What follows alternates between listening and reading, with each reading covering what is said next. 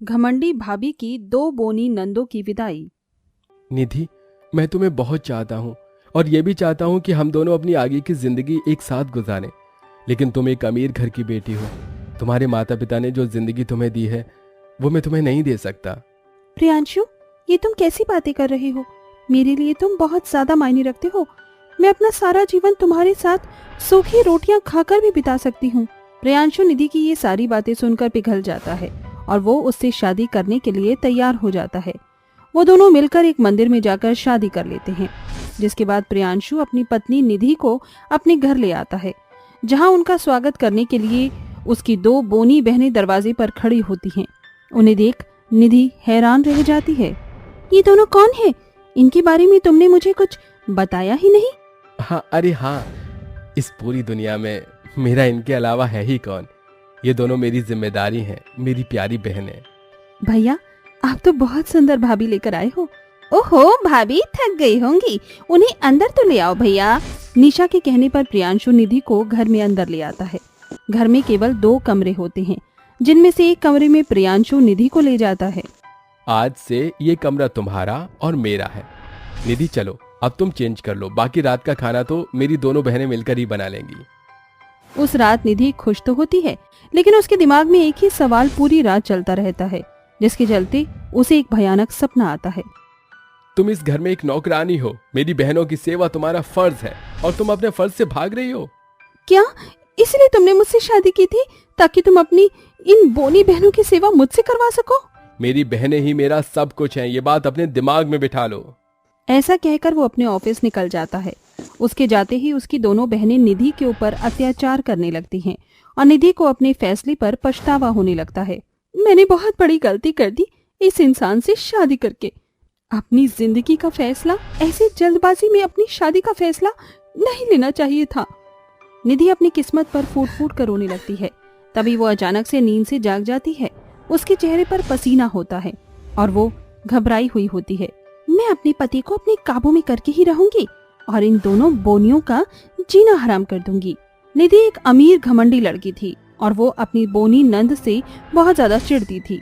वहीं प्रियांशु को अपनी बहनों की शादी की बड़ी चिंता थी, जिसके चलते शादी के अगले ही दिन वो अपनी पत्नी निधि से कहता है, निधि, आज मेरी दोनों बहनों को देखने वाले आ रहे हैं, तो मैं चाहता हूँ कि तुम रसोई में जाकर मेहमानों के खाने के लिए कुछ बढ़िया सा अपने हाथों से बनाओ। मैं बाजार जाकर कुछ जरूरी सामान ले आता हूँ।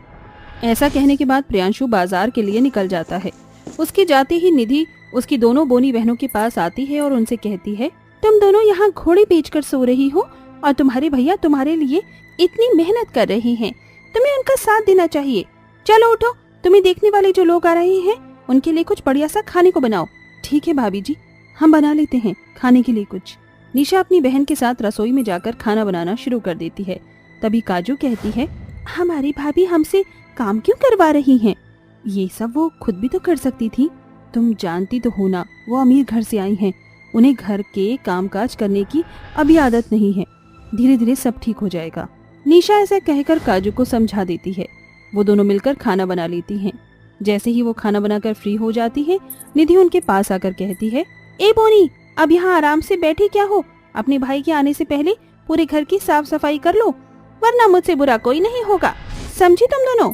निधि का बुरा बर्ताव उन्हें अच्छा नहीं लगता, लेकिन फिर भी वो दोनों मिलकर मेहमानों के आने से पहले सारे काम कर लेती हैं। उन दोनों को इतना समय भी नहीं मिल पाता कि वो दोनों अपनी हालत ठीक कर सके। सभी काम होते ही प्रियांशु घर पर मेहमानों को ले आता है। आओ, अंदर आओ। अरे निधि, चलो जल्दी से मेहमानों के लिए नाश्ता पानी लगाओ। प्रियांशु के कहते ही निधि मेहमानों के लिए नाश्ता और चाय ले आती है। तभी लड़के की माँ कहती है, अरे ये सब तो होता ही रहेगा, लेकिन तुम्हारी दोनों बहनें कहीं नजर नहीं आ रही। जाओ निधि, मेरी दोनों बहनों को लेकर आओ। निधि निशा और काजू के पास आती है। बदसूरत लड़कियों, चलो, तुम्हें बाहर बुलाया गया है। ऐसी हालत में हम बाहर कैसे आएंगे? हमें थोड़ा समय मिल सकता है क्या? अरे तुम जैसी बोनियों को कौन ही पसंद करेगा? जैसी भी हो वैसी ही बाहर आ जाओ। निधि के कहने पर वो दोनों बाहर आ जाती हैं, लेकिन उनकी हाइट देखकर मुमताज अजीब सा मुंह बना लेती है। अरे प्रियांशु, तुमने बताया नहीं कि तुम्हारी बहनें अभी बच्चियां हैं? नहीं नहीं, बस मेरी बहनों की हाइट नहीं निकल पाई। बाकी मेरी बहनें संस्कारी हैं, घर के सारे कामकाज जानती हैं। परिवार को अच्छे से संभाल सकती हैं। इन दोनों से कौन ही अपने बेटों की शादी करवाएगा, लेकिन मैं एक बार को सोच सकती हूँ अगर तुम मुझे मुंह मांगा दहेज दे सको। इससे पहले भी काजू और निशा के कई रिश्ते टूट चुके थे और इस बार प्रियांशु को कुछ समझ नहीं आता और वो दहेज देने के लिए तैयार हो जाता है। मेहमानों के जाने के बाद प्रियांशु अपने कमरे में आकर बिस्तर पर लेट जाता है और परेशान होकर खुद से बातें करने लगता है। अब कहाँ से लेकर आऊंगा इतना सारा दहेज, मेरी तो इतनी औकात भी नहीं है। तभी वहाँ निधि आती है और बड़ी ही चालाकी से कहती है, आपको परेशान होने की जरूरत नहीं है, तुम इतना दहेज कहाँ से लाओगे, और जब ये बात तुम्हारी बहनों को पता चलेगी तो उन्हें भी दुख होगा, इसीलिए तुम मुझ पर उनकी शादी की जिम्मेदारी छोड़ दो। मैं अपनी नंदों के लिए अच्छा रिश्ता ढूंढूंगी ताकि वो हमेशा खुश रहें। क्या तुम सच बोल रही हो? तुम्हारी जिम्मेदारी मेरी जिम्मेदारी है, फिक्र मत करो, सब ठीक हो जाएगा। इस बात से प्रियांशु खुश तो बहुत होता है, लेकिन निधि अपने मन में सोचती है, बहुत हुआ ये अच्छा बनने का दिखावा, अब तो मैं इन दोनों को इस घर से निकाल कर ही रहूंगी और मेरे होते हुए मैं अपने पति का सारा पैसा इन दोनों बोनियों के ऊपर वेस्ट नहीं होने दूंगी। निधि अगले दिन एक बहुत गरीब परिवार में जाकर अपनी नंदों के लिए रिश्ता पक्का करके आ जाती है और कुछ ही दिनों में उसकी दोनों नंदों की शादी की तारीख भी निकल आती है, जिसके चलते एक दिन वो बहुत खुश होकर खुद से कह रही होती है, आखिरकार अब इन दोनों बोनियों से पीछा छूट ही जाएगा, हमेशा हमेशा के लिए। ये काजू और निशा सुन लेती हैं। इसका मतलब हमारी भाभी हमारे ऊपर अत्याचार के साथ साथ हमें इस घर से रफा दफा कर रही हैं। रुको रुको, उनकी बात सुनने दो। तभी निधि खुद से कहती है, अधेड़ उम्र के आदमियों से शादी करने के बाद इन दोनों को पता चलेगा कि बोने होने का कितना नुकसान है। ये सुनने के बाद निशा हैरान रह जाती है, हमारी भाभी हमारे साथ ऐसा कैसे कर सकती हैं? हमें अपने भैया को ये सब बताना होगा। वो दोनों जब अपने भाई के पास उस सच को बताने जाती हैं, लेकिन उसके चेहरे पर खुशी देखकर वो अपने भाई की खुशियां छीनना नहीं चाहती थी, जिसके चलते वो दोनों अपने साथ हो रहे अन्याय जानने के बाद भी बर्दाश्त करती रहती हैं। शादी वाले दिन बड़ी ही चालाकी से उनकी घमंडी भाभी प्रियांशु को यहाँ वहाँ काम में व्यस्त रखती है, लेकिन कहते हैं ना, किस्मत को कोई पलट नहीं सकता। इसी के चलते जब प्रियांशु अपनी बहनों के होने वाले पतियों को देखता है तो उसे बहुत अफसोस होता है। इतनी अधेड़ उम्र के आदमियों से मेरी बहनों की शादी नहीं हो सकती, मैं ये सब नहीं होने दे सकता। प्रियांशु शादी को रोक देता है, जिसके चलते उसकी बहनें उसे गले से लगाकर रोने लगती हैं और रोते हुए अपनी भाभी की असलियत भी बता देती हैं कि इस प्रकार निधि अभी तक उनके ऊपर अत्याचार करती आई और वो उन दोनों को अपने भाई से हमेशा के लिए अलग करना चाहती थी। मेरे होते हुए तुम्हारे साथ कोई अन्याय नहीं होगा निधि, मैं तुम्हें इसके लिए कभी माफ नहीं करूंगा। अपनी सच्चाई अपनी पति के सामने आते ही निधि को बहुत अफसोस होता है और वो अपनी गलती की माफी अपने पति और अपनी ननद से मांगती है। मुझे माफ कर दो, मुझसे बहुत बड़ी गलती हो गई, मुझे ऐसा नहीं करना चाहिए था, मुझे बस एक आखिरी मौका दे दो अपनी गलती सुधारने का। काजू और निशा का बहुत बड़ा दिल होता है, वो निधि को माफ कर देती हैं, जिसके चलते प्रियांशु भी उसे माफ कर देता है। इस बार प्रियांशु अच्छे घर में अपनी बहनों का रिश्ता करता है और उनकी उम्र के हिसाब से उनकी शादी कर देता है, जिसके बाद उसकी दोनों बहनें खुशी खुशी विदा होकर अपनी ससुराल चली जाती हैं और अब निधि भी प्रियांशु के साथ खुशी खुशी रहने लगती है।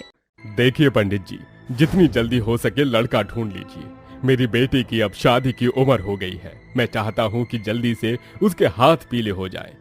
अरे भाई साहब, आधे से भी ज्यादा गांव के घरों में जितने लड़के हैं मैंने सबसे आपके लिए बात कर ली, लेकिन कोई भी आपकी काली लड़की से शादी ही नहीं करना चाहता। पता नहीं क्या कोयले का रूप लेकर जन्म लिया है तुम्हारी बेटी ने। पंडित जी, आप ऐसे कैसे बोल सकते हो मेरी बेटी के बारे में? अरे वही तो बोल रहा हूँ जो सच है। देखो बहन जी, कोई भी आपकी काली बेटी से शादी करने के लिए तैयार नहीं है।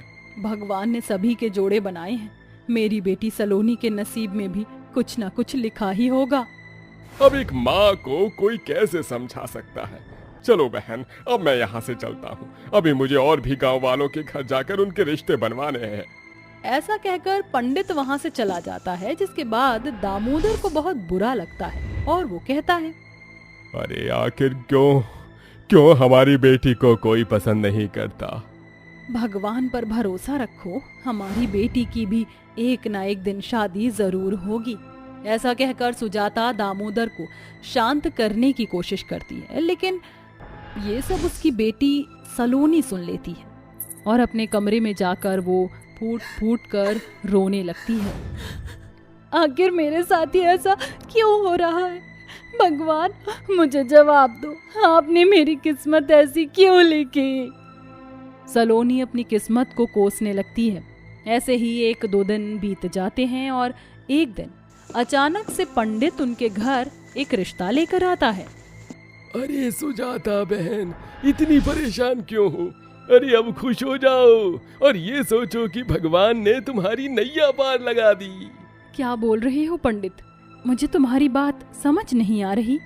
अरे जो बोलना है साफ साफ बोलो पंडित जी। अरे मैं तो ये बोल रहा हूँ कि मुंह मीठा करवाओ, तुम्हारी बेटी के लिए बड़े अच्छे घर से रिश्ता आया है। अरे क्या बोल रहे हो पंडित?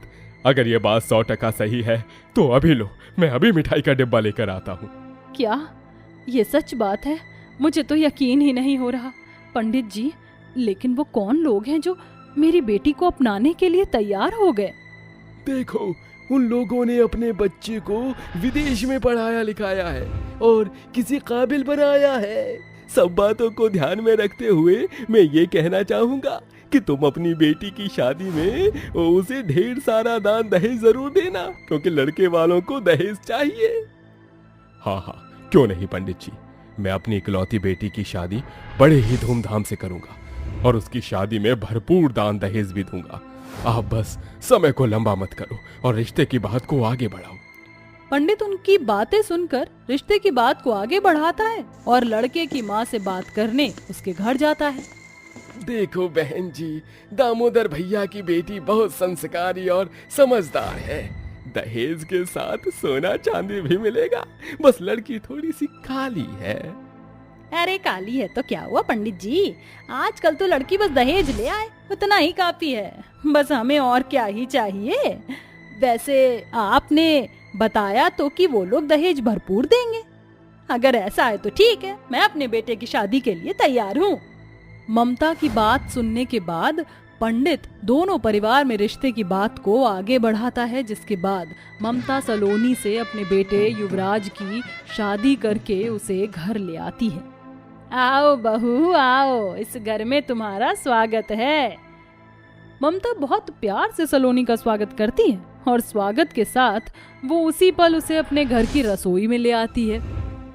आओ बहू, ये तुम्हारी असली जगह है, जाओ अपनी जिम्मेदारियां उठाओ और काम पर लग जाओ। एक तरफ ममता उसे बहू का नाम दे रही होती है तो दूसरी तरफ वो उसे पहले दिन से घर की नौकरानी बना देती है।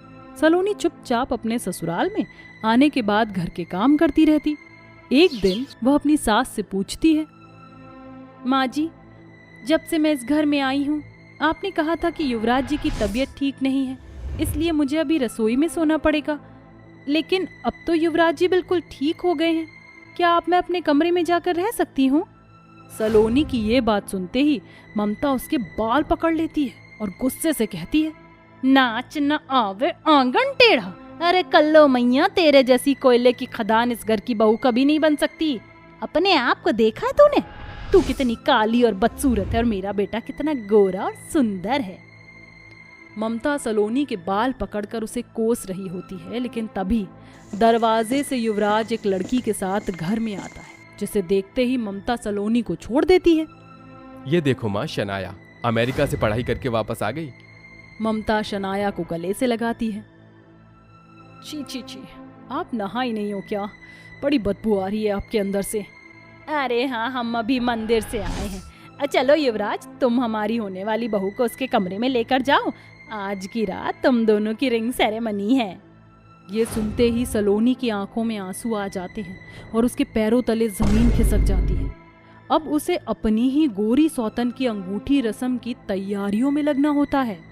ये कैसी किस्मत है मेरी, हे भगवान, ये तुम मुझे कैसे कैसे दिन दिखा रहे हो। सलोनी रसोई में खाना बना रही होती है, तभी वहां पर उसकी गोरी सौतन आ जाती है। ओए काली नौकरानी, कितनी बदसूरत हो तुम, अपने इन काले हाथों से बना क्या रही हो? मैं शाम के लिए खाना बना रही हूँ। एक काम करो, पहले मेरे खाने के लिए कुछ बनाओ। मैं तुम्हारी कोई नौकरानी नहीं हूँ। ये सुनते ही शनाया को गुस्सा आता है और वो गुस्से में वहां रखा पानी का ग्लास उठाकर सलोनी के मुंह पर फेंकती है।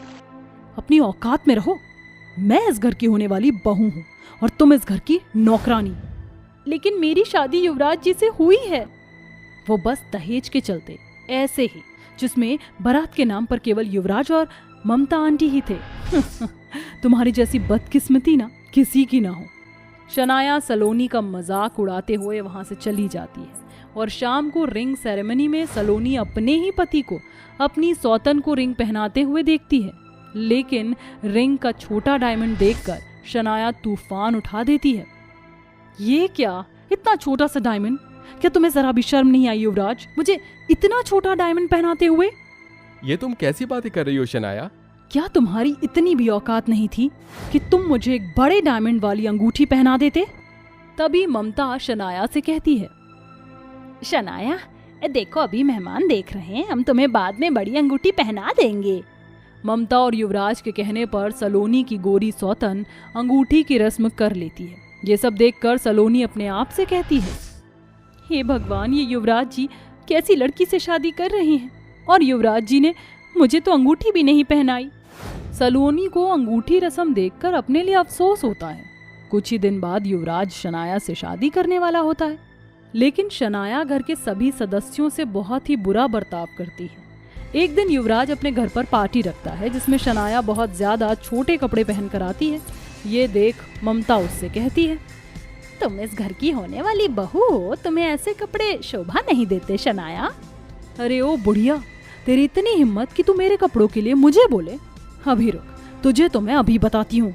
ऐसा कहते ही शनाया अपने हाथों में पकड़ा हुआ जूस का ग्लास ममता के ऊपर फेंक देती है।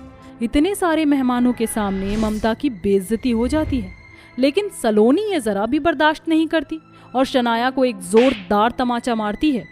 आइंदा अगर मेरी सास के साथ ऐसी बदतमीजी दोबारा की तो मुझसे बुरा कोई नहीं होगा। मेरे मुंह पर चाटा मारने का नतीजा तुम्हें भुगतना ही होगा। ऐसा कहकर वो वहां से चली जाती है। वहीं ममता और युवराज को अपनी गलती का एहसास होता है। मुझे माफ कर दो सलोनी, मैंने तुम्हारे साथ तुम्हारे रंग को लेकर बहुत अन्याय किया। मुझे ऐसा नहीं करना चाहिए था। अब से तुम ही मेरी पत्नी हो और मुझे कोई नहीं चाहिए। हाँ बहू, मैंने भी तेरे ऊपर बहुत अत्याचार किए जो कि मुझे नहीं करने चाहिए थे। बहू मुझे माफ कर दे, आइंदा मैं ऐसा फिर दोबारा कभी नहीं करूंगी। सलोनी सबको माफ कर देती है, जिसके बाद उसे अपने ससुराल में अपनी अहमियत मिल जाती है और वो अपने ससुराल में सबके साथ खुशी खुशी रहने लगती है।